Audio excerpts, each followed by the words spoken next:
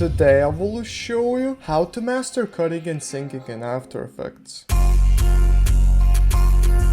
Yo, it's Povikas here, and let's begin. Alright guys, so a lot of people that watch my videos usually ask me how do I even cut in my intros, because in my intros I usually just have like some effects on there, but there's also cutting there as well. I actually use a couple of techniques that I want to show you. So the simplest way to cut and sync your videos would be to first like go to your music that you want to use. So I want to use the song like Free for Profit song that I use like in most of my intros. You probably heard it in the start, and here you actually need to just press L twice, like fast, and here you will start to see waveforms. Now you might be thinking, okay, what is this? Now this waveform is kind of hard to read, I'm not gonna lie. So when a waveform is really hard to read, or sometimes you can just do this without even when it's not hard to read, what you can do is you can right click on the layer, like, you know, the song layer, and go to keyframe assistant, and here press on convert audio to keyframes. Now this is a really nice trick that I found out not that while ago, and here you can turn off this like, you know, so we don't see that cube. And here let's press U, and we will see all of these keyframes. Now you don't have to do this, by the way, I'm just showing you like an easy way to understand this. And you can go to the slider, and you need to press the slider, and here you can go to the graph editor, and now you will see the waveforms of your beats. So what did I actually just mean by that? Well, listen to this now. Okay, you hear this is the first beat. What we want to do here is we need to go to this button right here and just press on it when we are about to go to our beat. Now some people like to just put this marker on top of their beat like here, but this is where the beat already has happened. So you can put it right here, or you can put it right here. I sometimes like to put it 2 frames before, or sometimes just 1 frame before, but here I think we can start it here. The timestamp is where we will cut, and then you just need to go around your video and just look at the waves where they drop or like spike a lot. And you also need to listen into your music. So let's listen here where it drops, and you can also see like it will drop obviously here. As you saw, it drops like right here. So here we need to press on this. Now this beat is very difficult to read, I'm not gonna lie, like, because it's also the volume doesn't change that much, you know, the amplitude doesn't change that much. That's why this is a bit difficult. Chances are you are using a song that is easy to understand where the beats drop. Now I went back out of that, like, you know, graph, and here we can see, like, you can also look into this graph like this, and here you can also look at the waveform. So as you saw, like, this is where it started. That's why we put a keyframe right here. You can honestly tell that this was also a beat drop by just looking at this little like drop. Now we can also tell that here will probably be a beat around here, as you can see the beat drop, so we can mark it here. And you cannot even use that little thing we just used, but it's very helpful. And yeah, you can just put down wherever you see that the beats drop. Now I want to show you a bit different example. So let's say I was using a song from One and Only, like the music video we're using right here. This will show you a bit different results. So I'm gonna right click here, I'm going to keyframe assistant, and here I'll press convert audio to keyframe. We can see this new audio amplitude, and here let's press U, go to the slider, and go to the graph editor. Now you can see like the beats are changing so much more. It's kind of easy to understand now. And let's go to like a huge example, like right here. Like look at this huge beat. So here we would need to put the keyframe right here. Now we can listen to this beat right now.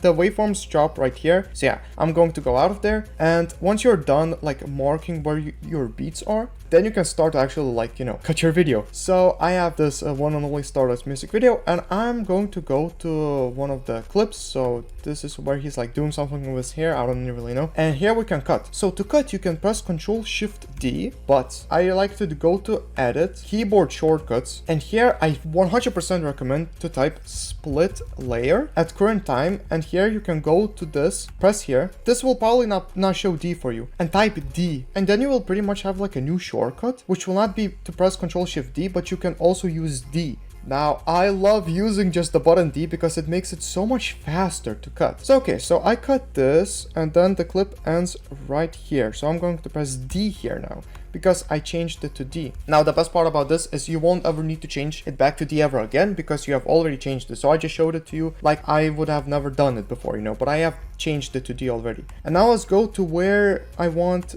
to edit. So let's just take it to the time points where I made. Now look, oh boo-hoo, you know, this clip does not go right here. So a couple of things I like to do when the clip is a little bit too short is I like to press Control D to duplicate the layer. And I like to make a little bit of a twitch effect, I guess, like a stutter. So I like to just cut out one frame. So I'm going to press D and delete that. And I will put it right here. So it will basically start like this. Look. Oh yeah, I need to, oh yeah, wait, I forgot. I need to turn on the old song back. I'm sorry.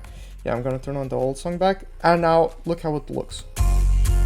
That looks pretty cool. And actually, I like to use that a lot in my intros, as you can see usually if you have ever watched my other videos. If there are more frames for you left, then you can take more frames from here. So you can press Ctrl D and just duplicate other frames. And you can just have like a big, like, you know, stutter. Yeah, we can go and take another. So if you're ever filming a music video, then I definitely 100% recommend to film these type of transitions. As you can see right here, like this type of transition, where you like basically move your camera like that. I'm actually going to use this transition right here from the music video. I'll press D and delete the back layer. And now don't worry, if your clip is too long, what I usually do is I just cut the ending, you know, just doesn't matter, okay? It's very important to learn the mindset of just not caring and just straight up cutting the end or cutting the start. It's very important to be efficient with what you show in your videos. So this is how it will look now. And yeah, you just cut pretty much like that and just keep going, like, you know, where you made your little timestamps, there you cut. We'll take other clips, maybe a clip of this car right here. I'll press D. So yeah, you can place your clips wherever you want pretty much. I'm just showing you the tactics I used to cut. So yeah, I cut a clip right here in between these two time points. It's just going to be like this. Now that's kind of boring. So what you can do for this is you can actually speed jump a clip like this. So we can press Ctrl Alt T and go and press on this button at the start and go to the ending and go to maybe even more to the ending right there and press this button. And now select both of the layers like this, press F9, and you can go to this graph editor, and here let's just make this point go a bit up here and this point a bit down here, and turn on the motion blur and also this button. And I have made a full-on tutorial on how to like time remap, or I guess speed jumping, so you should definitely check that out. Some people confuse syncing with time remap, so I just had to show you how to time remap in this video as well, because so I'm now going to show you the result here. As you can see, that looks kind of cool because the beat went kind of slow there. But here, I did not finish doing this. I did not finish placing my markers right here. So let's go back to this, press U, go to the slider and go to the audio. It kind of drops right here, as you can see. So we can place it right here, but it's going to be a tiny beat change. For a tiny beat change, I will show you what I do for a tiny beat change. This is a bit of a bigger, so we can press here as well. And this is a huge one, I'm not gonna lie. So we can place it right here. And yeah, we can take more clips. I'm actually going to find a clip that makes a bit more sense to have. Okay, I found the clip that I actually want to show you what you can do. So this is what you can do for a long clip. So I'll press D and yeah, let's cut it right here, press D. And look, these clips are very similar. Like look at this clip and this clip. This is a really tiny beat change at the 10th. As you saw, like look at this. This is a tiny beat change. So for a tiny beat change, it's very good to also do clip changes that are very tiny. I'll press D and I'll put it right here. Okay, and I'll show you another thing. Let's imagine you just have a really long clip that is continuous. Just like this clip right here. Well, we can go back to this portion where we had like these small beats. Here we can go to the ending, maybe right here, press D and take it to the start right here. The more to the ending, the better. So I'll take it like this. I'll delete that as well. I think it looks really cool when you have it like this and then that. Like look how that looks.